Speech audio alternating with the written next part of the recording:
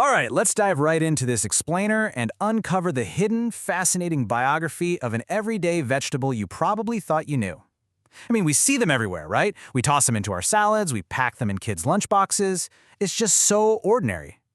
But behind that simple, crunchy exterior lies a sprawling global history filled with botanical marvels and, believe it or not, actual military espionage. I bet you're picturing a bright, uniform orange root right now. It's the standard image we all have burned into our brains. But what if I told you the original carrots looked absolutely nothing like that? Seriously, if you were to travel back in time to the very first harvests, the carrots you'd pull out of the ground would be virtually unrecognizable to the modern eye.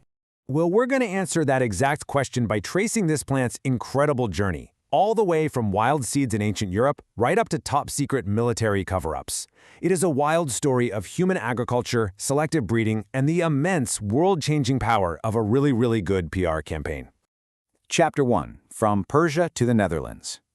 To truly understand the carrot, we got to travel back in time and look at its surprising geographical evolution.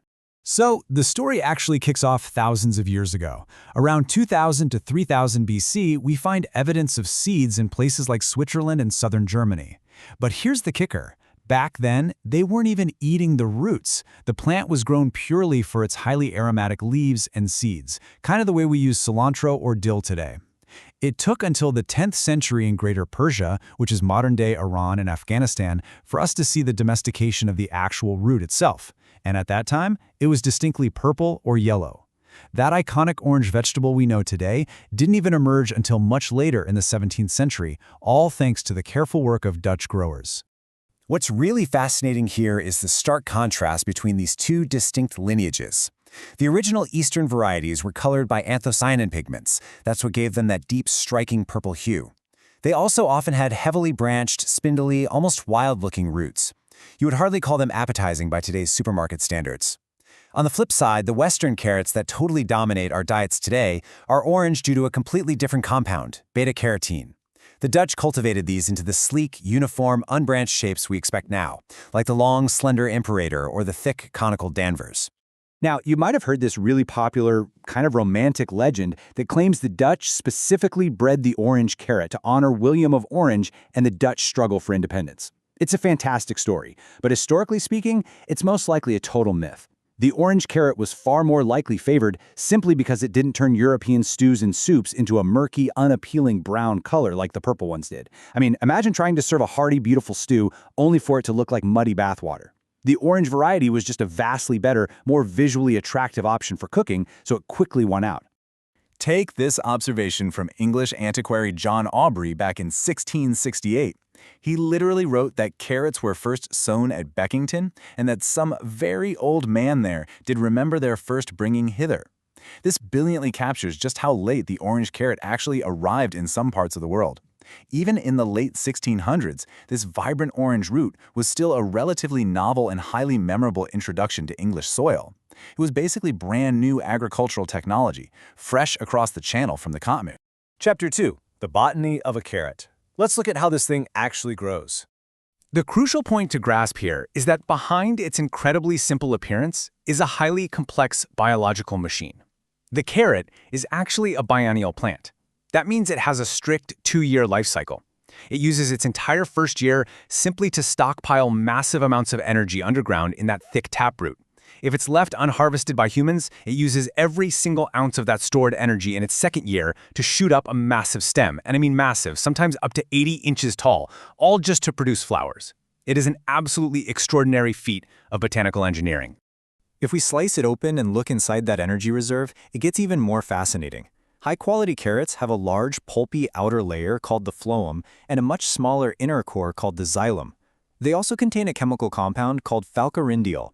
Now, this compound is vital because it acts as the plant's natural antifungal defense, keeping it safe while it's buried in the damp earth.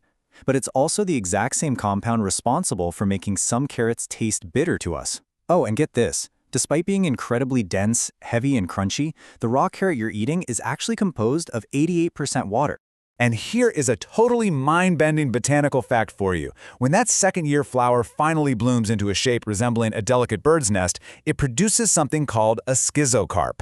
That schizocarp is a dry fruit that eventually splits into two true paired seeds, which means the orange vegetable we eat isn't actually the fruit of the plant at all. It's just the temporary underground anchor and fuel tank for this incredibly complex reproductive cycle.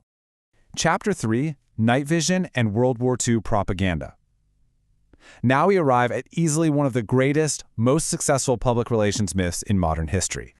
We have all been told by someone, a parent, a grandparent, a teacher, that eating all our carrots will help us see in the dark, right? Well, this deeply ingrained belief stems directly from the Second World War. The British public was fed a highly compelling story that their Royal Air Force pilots were successfully shooting down enemy bombers in the dead of night strictly because they ate an enormous abundance of carrots. It was framed to the public as the ultimate secret weapon for eyesight. I mean, it sounded like an absolute miracle vegetable. But biologically speaking, the beta-carotene in carrots doesn't actually give you superhuman sight in the dark unless you already suffer from a severe vitamin A deficiency. So, if it wasn't true, what exactly were the British trying to hide? Why go through all the trouble of creating this incredibly elaborate dietary deception? Turns out the entire narrative was a brilliant Trojan horse. The British military desperately needed a way to conceal the introduction of top-secret, highly advanced new airborne radar technology from enemy forces. To explain away their sudden, deadly accuracy during nighttime dogfights, they simply blamed it on the carrots. It was the perfect alibi because it sounded completely plausible, tying a healthy local crop to military success. The propaganda campaign was pushed heavily across the UK, encouraging citizens to grow and eat them to support the war effort. And it worked so remarkably well on the British public that by 1942, the nation ended up with a massive 100,000-ton carrot surplus. They literally had too many carrots. Chapter 4: Cultivation, Cuisine, and Global Impact. Let's step out of the past and into the present to look at how this incredible root shapes our modern diets and the global economy today. 93%. That staggering number is the daily value of vitamin A found in just a single 100-gram serving of raw carrots.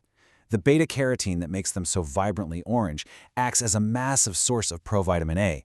Once you eat it, your body acts like a refinery, converting that provitamin A directly into the active vitamin A it needs, right in the small intestine. It is a remarkably efficient nutritional delivery system.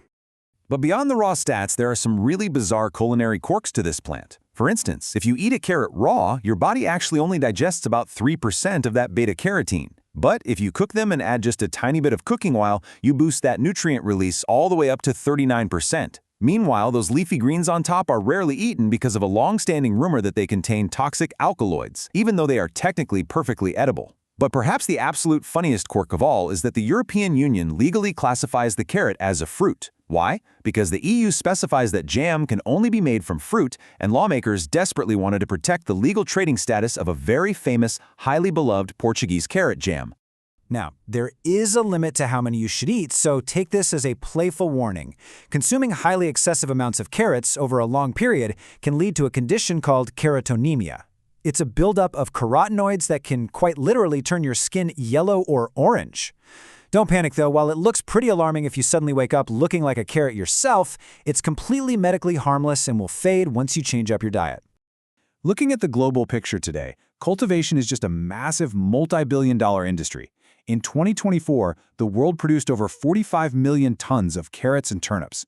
China absolutely dominates this global effort, producing 19 million tons all on its own.